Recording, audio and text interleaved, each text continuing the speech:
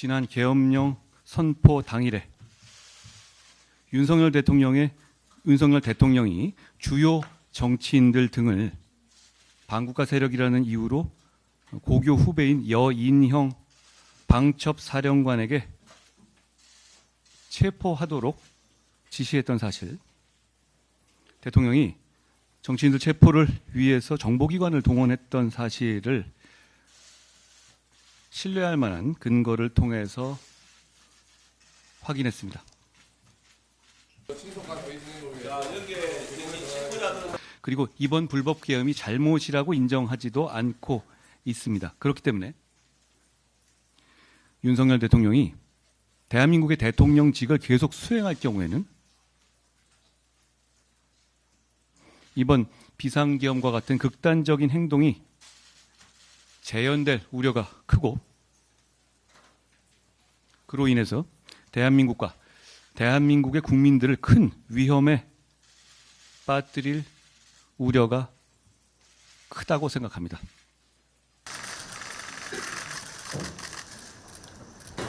위헌, 불법행위로 주권자의 생명을 위협한 대통령에게 한순간이라도 국정 운영을 맡길 수 없습니다.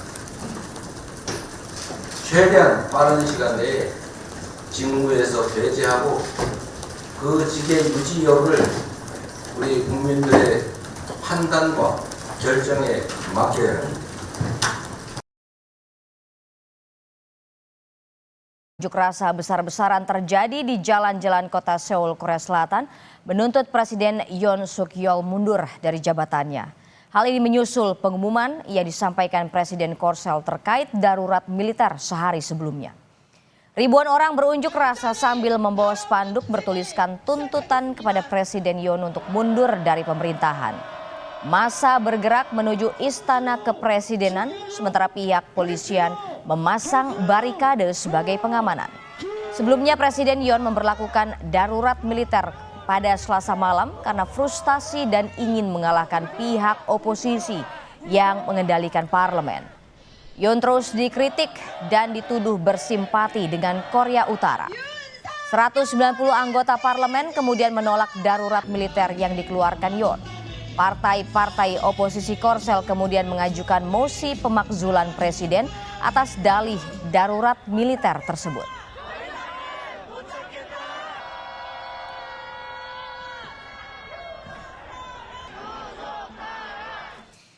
Sebelumnya Presiden Korea Selatan resmi mencabut status darurat militer yang sempat diumumkan beberapa jam sebelumnya. Atas kondisi ini, Presiden mengumumkan akan menarik pasukan dari operasi darurat militer.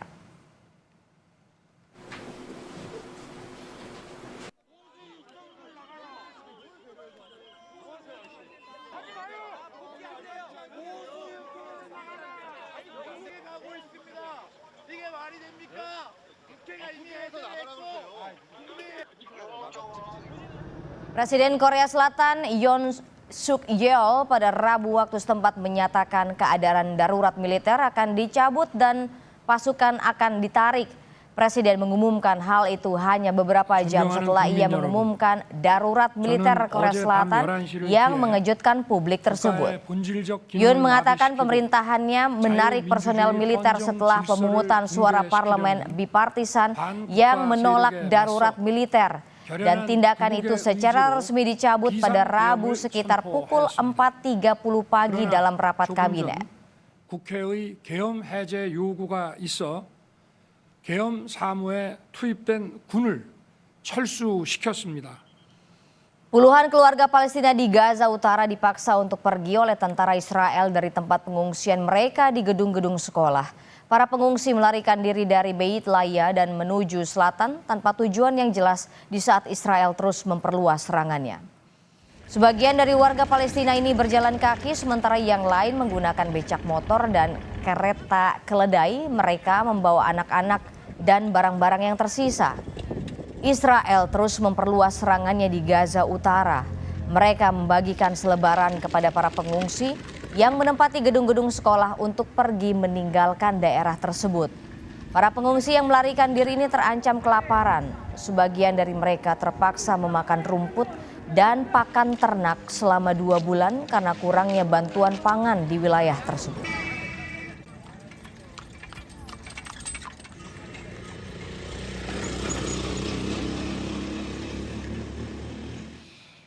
Serangan udara Israel di jalur Gaza kembali terjadi pada hari Rabu. 8 orang tewas termasuk 4 diantaranya adalah anak-anak. Para korban tewas dalam serangan udara Israel ini terjadi saat mereka berkumpul di luar tempat penampungan di kamp pengungsi Nuseirat di Gaza Tengah. Pihak rumah sakit mengatakan 15 orang lainnya, sebagian besar anak-anak, terluka dalam serangan itu. Serangan Israel telah menewaskan lebih dari 44.000 warga Palestina di Gaza. Sebagian besar korban diantaranya adalah perempuan dan anak-anak.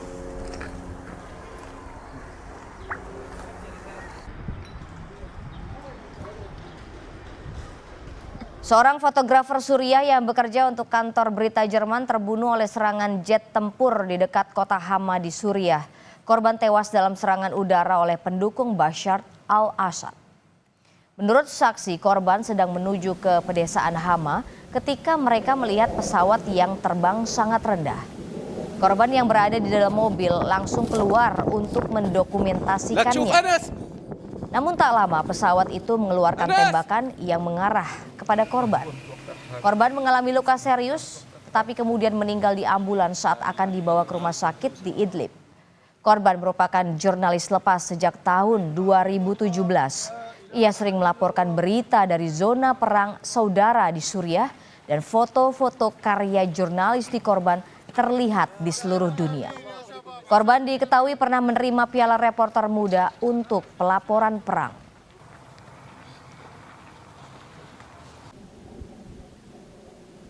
Para warga Palestine, Kentucky, Virginia, Tennessee menantikan kedatangan Sinterklas, bukan dengan kereta luncur, melainkan kereta api. Tradisi ini berlangsung sejak 1943.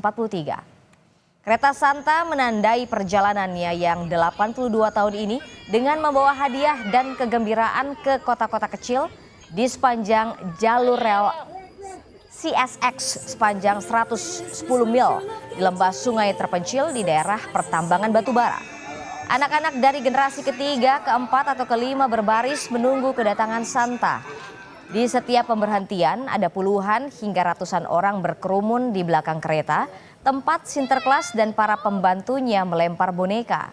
Sementara itu sekelompok peri sukarelawan yang membawa tas penuh hadiah menyebar, memastikan setiap anak pulang dengan membawa sesuatu.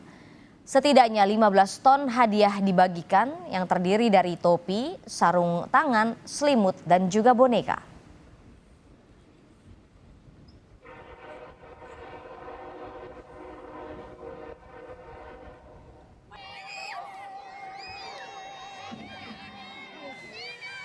Dua astronot NASA yang terjebak, Buzz Wilmore dan Suni Williams, telah menghabiskan waktu 6 bulan di luar angkasa. Pasangan yang meluncur keluar angkasa pada tanggal 5 Juni lalu ini direncanakan akan dijemput pada bulan Februari mendatang. Menurut NASA, dua astronot NASA yang tiba di Stasiun Luar Angkasa Internasional dengan menumpang pesawat Starliner milik Boeing harus kembali ke bumi dengan SpaceX pada Februari mendatang.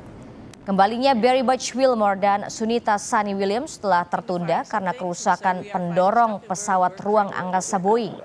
Kedua astronot itu harus menghabiskan total 8 bulan di orbit. NASA mengatakan para astronot DIS memiliki banyak perlengkapan, terlatih untuk tinggal lama dan punya banyak eksperimen untuk dilakukan.